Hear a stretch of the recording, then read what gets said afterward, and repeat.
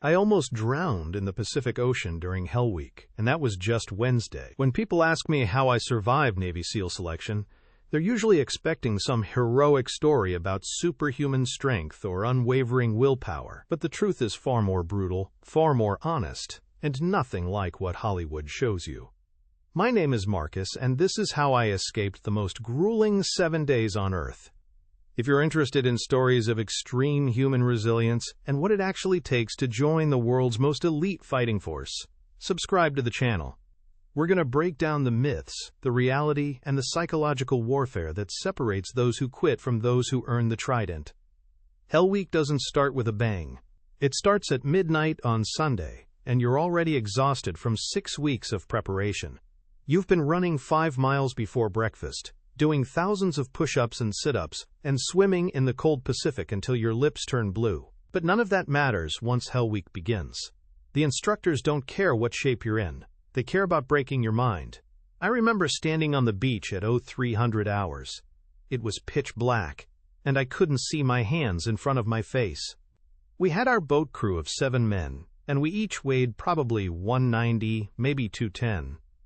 Our boat was an inflatable rubber craft that weighed about 400 pounds dry. The instructors told us to grab it and carry it over our heads.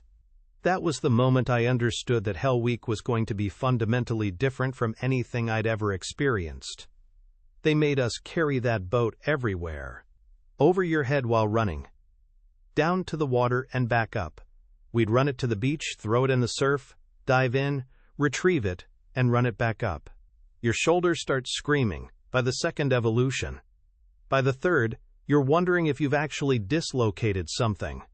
By the fourth, you stop thinking about it entirely because the pain becomes background noise. But the physical suffering is almost a distraction from what's really happening. The psychological component of Hell Week is designed to systematically dismantle your sense of self. The instructors are trained psychologists, whether they know it or not. They understand that if you believe you can endure something, you probably can. So they make sure you never believe that. I watched a guy quit on Tuesday morning. He was legitimately one of the strongest men in our class. He'd benched 425 pounds. He could run a sub-6-minute mile.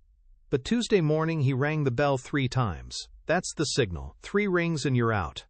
He walked up to the instructors soaking wet, covered in sand, shivering, and he rang that bell. I asked him later why he quit. He said it wasn't the pain. He said it was the realization that there was no end in sight. That's the real weapon. Not the cold, not the sleep deprivation, not even the hunger. It's the crushing sense that this will never end. Wednesday comes and you think you're halfway through. But by Wednesday night, you realize you still have more than 2 full days remaining, and your body is already running on fumes. Wednesday morning we did the drown-proofing evolution. This is where they tie your hands and feet and throw you in the pool. Now logically you know you won't drown. There are instructors in the water with you. But logic doesn't function when you're tied up in a pool. Your reptile brain takes over, you panic, you thrash, you convince yourself that this is it. I went through 4 iterations of this. Down to the bottom of the pool. Push yourself up to the surface.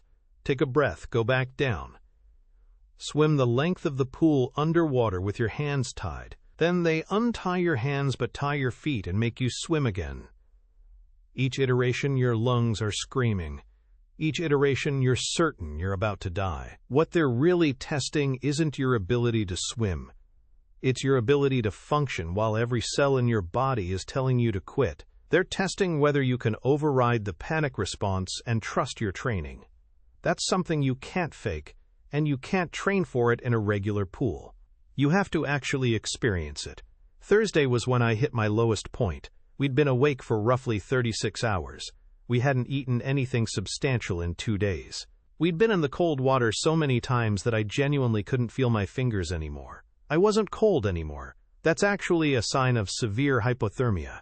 Your body stops trying to conserve heat and you feel warm, which is terrifying because you know what it means. We were running on the beach, carrying the boat overhead, and I just stopped. I completely stopped. My legs wouldn't move. My mind was telling them to move, but nothing was happening. An instructor came up to me and got in my face. He screamed at me. He told me I was already dead. He said that if I couldn't move my legs on the beach, I'd never move them again. He said my family should prepare for a funeral. Now that sounds inhumane. It sounds cruel. And it is, but it's intentional cruelty designed to activate something inside you that you didn't know you had. He wasn't trying to hurt my feelings. He was trying to trigger my survival instinct. And it worked. Something shifted in me. I stopped thinking about how tired I was. I stopped thinking about how cold I was. I just started moving. I lifted the boat. I ran. That's what people don't understand about military training. It's not motivational speaking. It's psychological shock designed to break through your self-imposed limitations. The human brain is incredibly protective. It tries to keep you in your comfort zone. It tells you to quit before you actually fail. Military training is designed to prove that those limits are often illusions. Friday morning, we finally saw something that looked like the end. We still had more than a full day to go, but Friday morning felt like a turning point. Our class had dwindled from 133 to maybe 60. Around 50% had quit in just 3 days. Some had rung the bell. Others had been sent back for medical reasons. And some, like the guy on Tuesday, had simply decided they were done. The boat races on Friday afternoon were brutal in a different way. You're exhausted, but now you're also competitive. There are other boat crews, and you want to beat them. You're running on the beach with this heavy boat, and you're trying to go faster than the guys next to you. Your body is completely destroyed, but now your mind is engaged in a way it wasn't before. Pain becomes secondary to pride. I think that's actually a key insight into Hell Week. The physical challenge peaks around Wednesday, but the mental challenge peaks around Friday, because by Friday you're so broken that you have to dig into something deeper than willpower. You're running on pure, stubborn pride and the refusal to let your boat crew down. Saturday morning felt surreal. We were still in Hell Week, but everyone's mood had shifted. We'd all survived almost 6 days of this nightmare. We knew we were going to make it. That knowledge was powerful. The final evolutions still sucked. We still had cold water swims and runs and carries, but the psychological pressure had lifted because we'd proven to ourselves that we could do this. I distinctly remember Saturday afternoon. We were running on the beach, and I looked over at my boat crew. These guys had become brothers in the span of 4 days. We'd suffered together. We'd watched each other break down and come back. I'd seen them at their absolute worst, and I knew they'd seen me the same way. That bond is something you can't simulate. You can't build it in normal training. Saturday night, we did the infamous steel pier evolution. They line you up on a pier at night, and you jump into the ocean with full gear on. Your fatigues weigh probably 30 pounds when they're wet. Your boots are like anchors. You have to swim out, tread water for a certain distance, and swim back. Everything in your body tells you that you're going to sink. But here's the thing that Hollywood gets wrong. You don't sink. You're trained. Your instinct is to panic, but your training takes over. You kick. You keep your head above water. You make it back. And as you're climbing out of the water, soaking wet and covered in sand, you realize something profound. You're still alive. You're still moving. You're still conscious. And you've got maybe 8 hours left. Sunday morning arrived like a miracle. Hell Week was finally ending. The final evolutions were actually kind of anticlimactic. After everything that had come before. We did some beach runs, we did some obstacle course stuff. And then, suddenly, it was over. An instructor told us to sound off. We shouted our numbers. We were officially done. But here's what I want you to understand about Hell Week. It's not a physical test disguised as a military training program. It's a psychological test disguised as a physical challenge. The Navy doesn't need SEALs to be able to carry boats while sleep-deprived. They need SEALs who won't quit when their brain is screaming at them to stop. The actual job of a SEAL is complex and intellectually demanding and sometimes boring. You're not constantly jumping out of helicopters or blowing things up. A lot of the time, you're training, planning, waiting. But when you have to go on an actual operation, everything you've trained for matters.